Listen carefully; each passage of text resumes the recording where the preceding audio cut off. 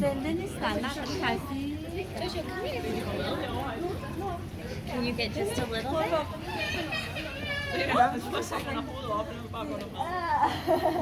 Die kasten da. Die kasten dan die insekten. کیا؟ You want to feed? کیان کو؟ کیان دیگه غذا نمیدی بهشون؟ بیا برو بازم غذا بده.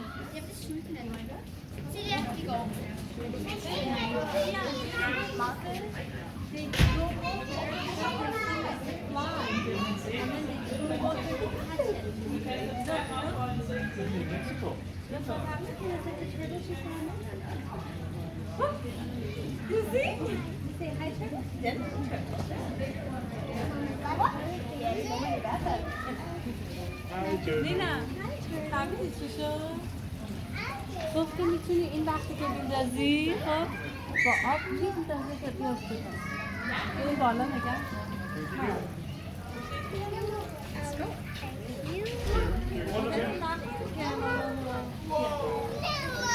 چی شد؟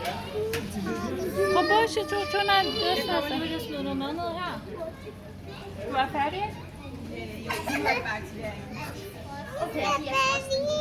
الان بریم یه قسمت دیگه. بذاریم آب میخواد بریزه روشون.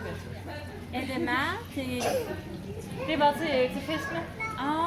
Sådan, til alle de andre fisk, der også er dernede. Nu kan man sige, nu er det jo skyttefiskene, som primært fodrer. Okay, bunch of kids, look, they want to feed the fish. Have a look. Look, stand up here. Kun hvis I er færdige. Jeg giver det. Look, Lina. Wow. اینا غذاشونه. Hvad for en...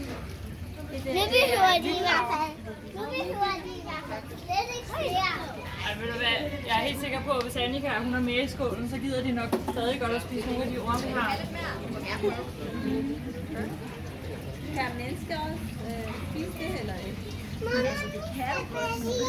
چرا؟